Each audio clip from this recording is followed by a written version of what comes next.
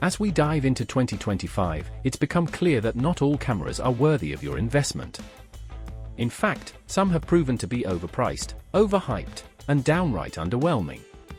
From flagship models that are supposed to set the standard but end up falling short, to entry-level cameras that promise more than they deliver, this year has seen a fair share of disappointing releases in the camera world.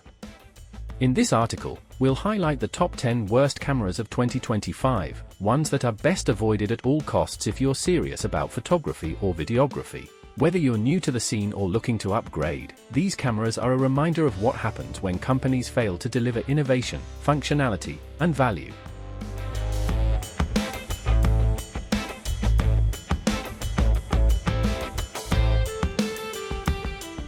The Canon EOS M200 takes the number 3 spot on our list, and it's a real disappointment for those looking to invest in a long-term camera system.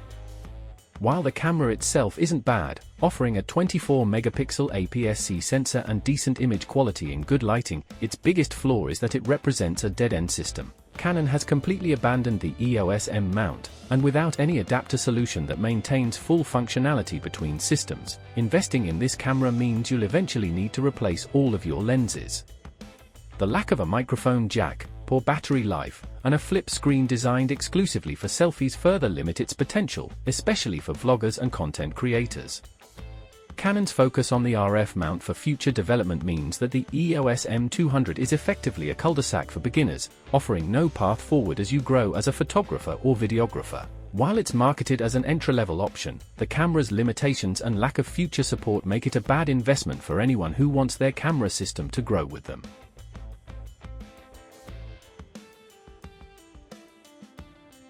Coming in at number 4 is the Leica d-lux 8, a camera that carries the prestigious Leica badge but offers little value for its steep price.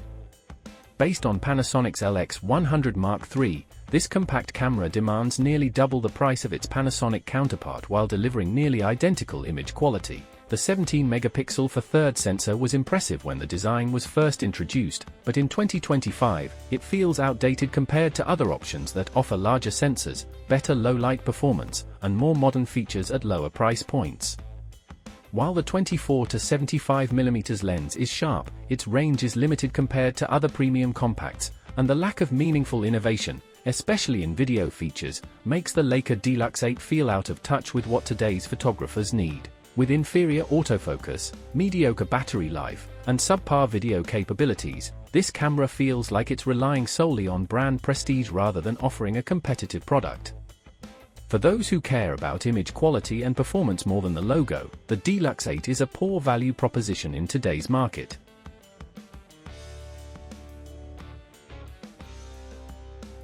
The Pentax K3 Mark III takes another unfortunate appearance on our list, highlighting the brand's continued stubbornness to embrace the mirrorless future.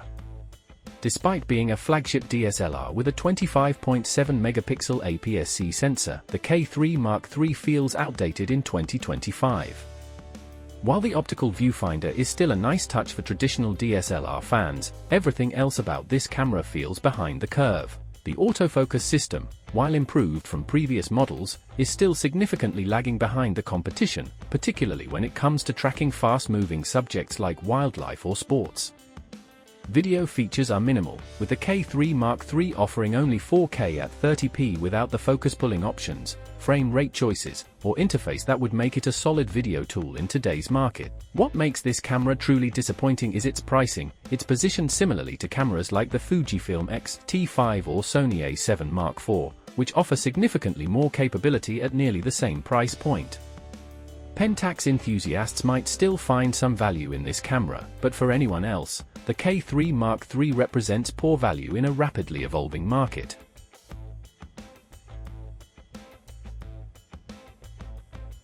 The Panasonic Lumix S1R represents a full-frame system that's clearly fallen behind. While it boasts a 47-megapixel sensor and excellent build quality, its autofocus system remains a significant weak point. Panasonic has stubbornly stuck with contrast detect autofocus in their full-frame cameras, which simply can't keep up with the phase detect systems offered by competitors. For static subjects, it works fine, but for anything moving faster than a slow walk, the camera struggles to keep focus. Lens options are also limited, with expensive native lenses or the need to adapt lenses with mixed results. For a system asking you to invest thousands of dollars, the lack of lens choice and the poor autofocus system are major drawbacks. Compounding this, Panasonic's Micro Four Thirds cameras often deliver a more consistent shooting experience despite their smaller sensors, making the S1R feel like a camera that never quite found its place in the market.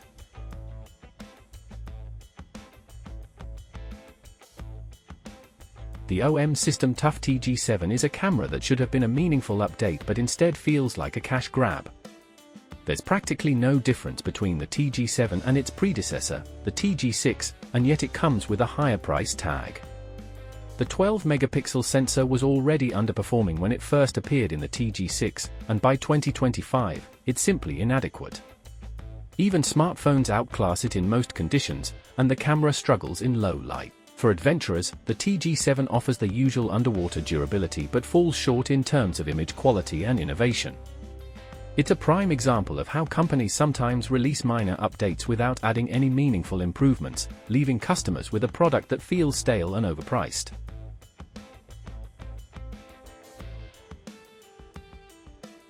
The Nikon Z5 is a particularly painful entry on our list, especially considering Nikon is typically known for delivering great performance. The Z5 was marketed as an entry-level full-frame camera, but the reality is that its technology is outdated, even when it was first released. The 24-megapixel full-frame sensor delivers good image quality, but the autofocus system is unreliable, especially in challenging conditions like low light or moving subjects. The lack of 10-bit video output, limited frame rate options, and a heavy crop in 4K mode make the Z5 feel underwhelming in 2025. What's most frustrating is Nikon's lack of commitment to updating the Z5, which still carries a price tag that reflects outdated technology. For entry-level photographers looking to take the leap into full-frame, the Z5 doesn't offer a long-term solution and feels like a missed opportunity.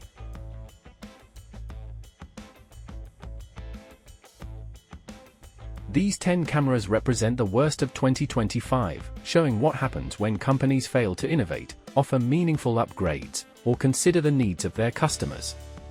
While there are many excellent cameras out there, these models stand out as missed opportunities. For photographers and videographers looking for the best value, it's crucial to avoid these cameras and choose something that will truly support your creative journey.